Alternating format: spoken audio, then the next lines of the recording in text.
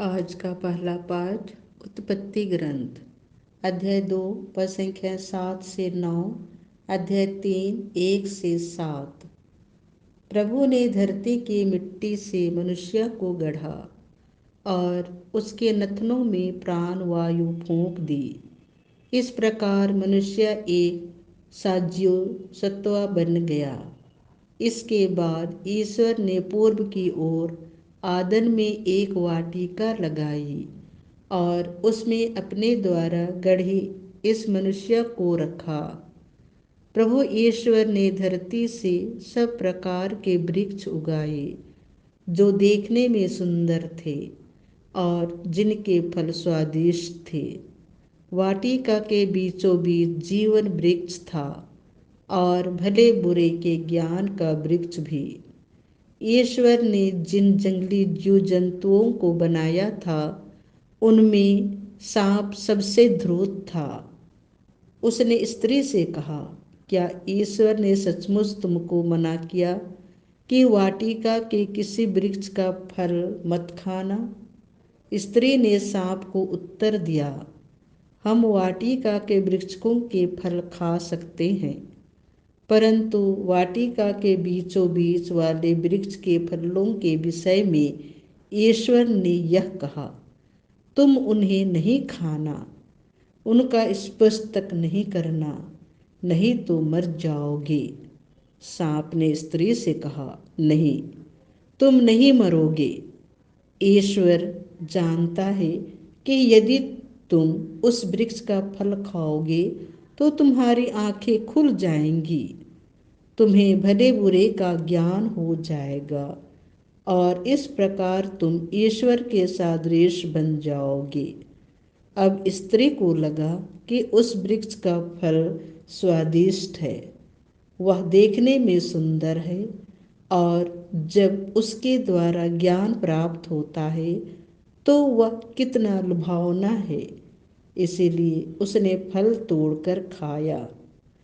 उसने पास खड़ी हुई अपने पति को भी उसमें से दिया और उसने भी खा लिया। तब दोनों की आंखें खुल गईं और उन्हें पता चला कि वे नंगे हैं। इसीलिए उन्होंने अंजीर के पत्ते जोड़ जोड़ कर अपने लिए लंगोट बना लिए। यह प्रभु की वाणी है। आज का दूसरा पाठ रोमियो के नाम संत पौलुस का पत्र अध्याय 5 पद संख्याएं 12 से 19। एक ही मनुष्य द्वारा संसार में पाप का प्रवेश हुआ और पाप द्वारा मृत्यु का। इस प्रकार मृत्यु सब मनुष्यों में फैल गई क्योंकि सब पापी हैं।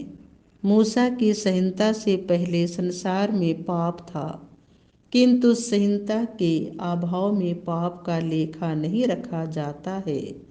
फिर भी आदम से लेकर मूसा तक मृत्यु उन लोगों पर विराज्य करती रही जिन्होंने आदम की तरह किसी आज्ञा के उल्लंघन द्वारा पाप नहीं किया था।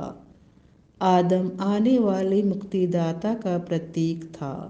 फिर भी आदम के अपराध तथा ईश्वर के वरदानों में कोई तुलना नहीं है। यह सच है कि एक ही मनुष्य के अपराध के कारण बहुत से लोग मर गए, किंतु इस परिणाम से कहीं अधिक महान है ईश्वर का अनुग्रह और वह वरदान जो एक ही मनुष्य ईसा मसीह द्वारा सबों को मिला है। एक ही मनुष्य के अपराध तथा ईश्वर के वरदान में कोई तुलना नहीं है। एक के अपराध के फलस्वरूप दंडाज्ञा तो दी गई, किंतु बहुत से अपराधों के बाद जो वरदान दिया गया उसके द्वारा पाप से मुक्ति मिल गई है। यह सच है कि मृत्यु का राज्य एक मनुष्य के अपराध के फलस्वरूप एक ही के द्वारा प्रारंभ हुआ, किंतु जिन्हें ईश्वर की कृपा तथा पाप मुक्ति का वरदान प्रचुर मात्रा में मिलेगा, वे एक ही मनुष्य ईसा मसीह के द्वारा जीवन का राज्य प्राप्त करेंगे। इस प्रकार हम देखते हैं कि जिस तरह एक ही मनुष्य के अपराध के फलस्वरूप सबों को दंडाज्ञा मिली, उसी तरह एक ही मनुष्य के प्रायश्चित के फलस्वरूप सबों को पाप मुक्ति और जीवन मिला। जिस तरह एक ही मनुष्य की आज्ञा भंग के कारण सब पापी ठहराए गए, उसी तरह एक ही मनुष्य की आज्ञा पालन के कारण सब पाप मुक्त ठहराए जाएंगे। यह प्रभु की वाणी है। संत मत्ती के अनुसार पवित्र सुसमाचार अध्याय 4 पद संख्याएं 1 से 11। आत्मा ईसा को निर्जन प्रदेश ले चला, जिससे शैतान उनकी परीक्षा ले ले। ईसा 40 दिन और 40 रात उपवास करते रहे। इसके बाद उन्हें भूख लगी और परीक्षक ने पास आकर उनसे कहा, यदि आप ईश्वर के पुत्र हैं तो कह दीजिए कि ये पत्थर रोटियां बन जाएं।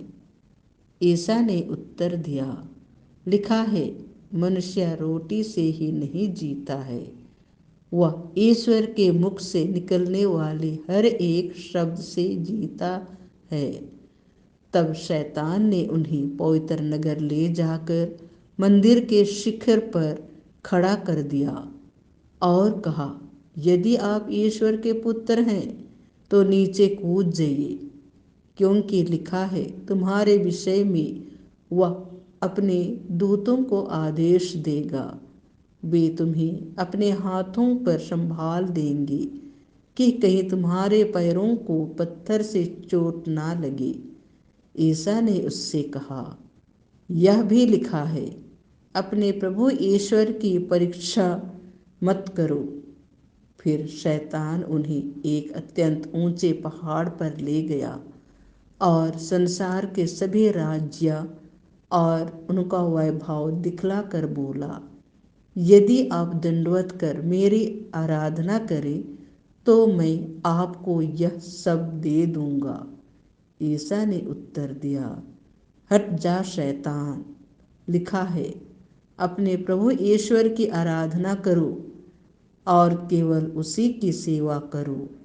इस पर शैतान उन्हें छोड़कर चला गया और स्वर्गदूत आकर उनकी सेवा परिचर्या करते रहे। यह प्रभु का सुसमाचार है।